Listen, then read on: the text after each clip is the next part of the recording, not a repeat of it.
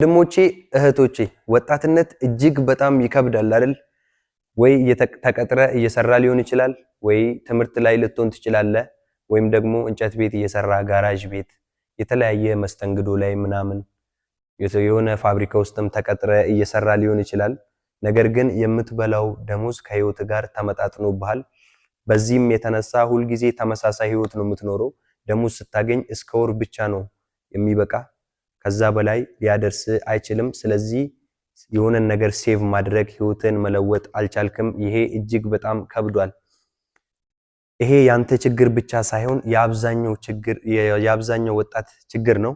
ይሄን ነገር እንዴት ነው መቅረፍ የሚቻለው የሚለውን ዛሬ በደንብ እነግራችኋለሁ ማለት ነው። ቅድመ ይሄንን የዩቲዩብ አካውንት ሰብስክራይብ በማድረግ ጀምሩ። ስልጠና እሰጣችኋለሁ ማለት ነው። የምሰጠው ስልጠና ምን አይነት ስልጠና ነው? ስለ ኮንፊደንስ ወይንም ደግሞ ስለ ድፍረት ነው። አንድ ወጣት ሰብሮ ለመውጣት፣ አንድ ወጣት ህይወቱን ለማስተካከል ድፍረት ያስፈልጋል። ይሄ እጅግ በጣም ለህይወት ከሚያስፈልጉት ነገሮች መካከል አንዱ ነው። ድፍረት ምንድነው? ድፍረት በአንድም በተፈጥሮ ይገኛል፣ በሁለተኛው ደግሞ በግንባታ ድፍረትን በመገንባት ቢውልድ በማድረግ የሚገኝ ነገር ነው። በዚህ ውስጥ ህይወቴንም አጋራችኋለሁ ማለት ነው። እስኪ ተመልከት። በአሁኑ ሰዓት 15000 ብር የገዛ ስልክ ይዘ ወይንም ደግሞ 10000 ብር 20000 30000 ብር የገዛ ስልክ ይዘ ነው ይሄንን ቪዲዮ እየተከታተልክ ያለው። አንዳንድ ጊዜ ሶሻል ሚዲያ ላይ ገንዘብ መስራት ትፈልጋለህ፣ ሶሻል ሚዲያ ላይ መውጣት ትፈልጋለህ፣ ፌመስ መሆን ትፈልጋለህ። ይሄ ሁሉም ወጣት የሚፈልገው ነገር ነው፣ አንተ ብቻ አይደለም። ነገር ግን የያዘ ነገር ምንድነው? ድፍረትና ድፍረት ብቻ ነው። ድፍረት ነው ያጣው። ይሄ ደግሞ ቢውልድ እያደረክ መምጣት ትችላለህ። አንድ ብለህ መጀመር ትችላለህ። ከዜሮ መነሳት ትችላለህ። ድፍረትን አንዳንዴ ራስን በራስ ትቀርጽና የገዛ ራስን የቀረስከው ቪዲዮ ይደብራል።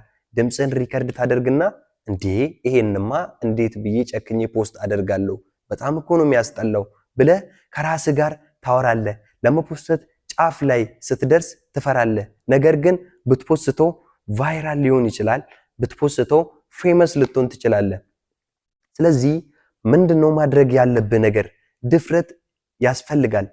ትልቁ ውርደት ምንድነው? በራስ ዓለም ሆነ ስትመለከተው ትልቁ ውርደት ቪዲዮ ፖስት አድርገ ያንተ ዘመዶች፣ ያንተ ወዳጆች፣ ያንተ ጓደኞች አይቶ መሳቁ አይደለም። ትልቁ ውርደት ስልክ ይዘ ቴክኖሎጂ እጅ ላይ እያለ በቴክኖሎጂው ዓለም ውስጥ ዲጂታላይዝድ ሲስተምን ተከትለ መለወጥ እየቻልክ መለወጥ አለመቻለ ነው ትልቁ ውርደት። ይሄንን በሚገባ መገንዘብ አለብህ ለማለት ፈልጌ ነው። እስኪ ይሄንን ቪዲዮ በደንብ እስከመጨረሻው ተከታተሉ። እናም ደግሞ በፓርት ያደረኩ እለቅላችኋለሁ። ድፍረትን መለማመድ ትችላላችሁ። ቅድም መግቢያ ላይ የራሴንም ህይወት በዚህ ውስጥ አጋራችኋለሁ ብዬ ነበረ። በትንሹ ስለ ራሴ ልንገራችሁ። እኔ ከልጅነቴ ጀምሮ ዘመድ እኛ ቤት ስመጣ ወይንም ደግሞ የሆነ እንግዳ እኛ ቤት ስመጣ እየሮጥኩ መጋረጃ ስር የምደበቅ ሰው ነኝ። ምንም አላጠፋውም። ምንም ሳላጠፋ ግን ድፍረት ከማጣት ኮንፊደንስ ከማጣት ብቻ የተነሳ እየሮጥኩ እደበቃለሁ። እየሮጥኩ ቢፌ ስር፣ እየሮጥኩ አልጋ ስር እደበቃለሁ እንዳያዩኝ ብቻ። አንገቴን በመድፋት አይኔን አሽ ነበረ። ነገር ግን አሁን ላይ እንደምትመለከቱኝ ቲክቶክ ላይ ወጥቻለሁ፣ ዩቲዩብ ላይ ወጥቻለሁ። ይሄንን ድፍረት ደግሞ ቀስ በቀስ ቢውልድ ነው ያደረኩት፣ ቀስ በቀስ ነው የገነባሁት።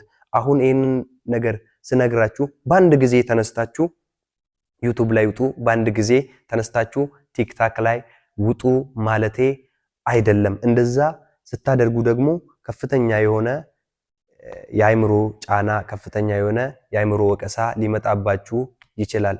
ዘመድ አይቷችሁ እናንተ ጋር ሊደውል ይችላል። ሄሎ እከሌ ምንድነው የሰራው? ምንድነው ፖስት ያደረከው ብሎ ሊስቅብህ፣ ጓደኞች ሊሳለቁብህ ይችላሉ።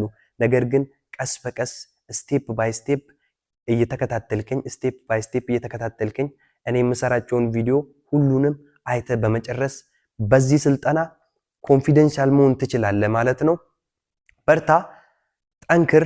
ቀስ በቀስ ቪዲዮችን ሰርተ አስቀምጥ። በሚገባ ሰርተ ሁሉንም ነገር በራስ አስተካክለ ለማየት ሞክር። ማንም ከህይወት ላይ ምንም አይቀንስም። ሞቲቬት እያደረኩ አይደለም፣ ራሴ ስኬታማ የሆንኩበትን መንገድ እያጋራችሁ ነው ያለሁት። ማንም በህይወት ላይ ምንም አይጨምርልም። ሰው በራሱ ዓለም ውስጥ ነው እየኖረ ያለው። ስለዚህ አንተም በራስ ዓለም ውስጥ ሆነ እግዚአብሔር ላንተ በሰጠ ጸጋ እግዚአብሔር ላንተ በሰጠ ተሰጥኦ ነው መፈመስ ያለብህ። ሁሉም ሰው የራሱ የሆነ አንድ ተሰጥኦ አለው። በዛ ተሰጥኦ ብቻ ነው ፌመስ መሆን በረከቱን መቀበል በዛ ተሰጥኦ ብቻ ነው እንዲያልፍለት ማድረግ የሚችለው። ማንም ያንተን እጅ መጥቶ የሚይዝ ሰው የለም። ማንም የሚያበረታታ ሰው የለም። ማንም ከወደክበት የሚያነሳ ሰው የለም። ስለዚህ ራስን በራስ ማገዝ ነው። ጉድጓድ ውስጥም ብትሆን ዳገት ላይም ብትሆን ራስን በራስ ቀና ብለ ወይንም ደግሞ ዝቅ ብለ በማየት ራስን ህይወትን ማስተካከል ትችላለህ ማለት ነው። አትፍራ ወንድሜ። ስለዚህ በርትተ ካሁኑ ጀምር። እስኪ አንድ ጊዜ አሁን ጓደኛ ጋር ልትሆን ትችላለህ፣ ወይ ደግሞ ዘመዶች ወይ ሰው ፊት ልትሆን ትችላለህ። ድምፅን በደንብ ከፍ ሳታደርግ በመካከለኛው ዮ በል እስኪ። ይሄ ድፍረትን ለመለማመድ የመጀመሪያው ስልጠና ነው ማለት ነው። ይመችህ።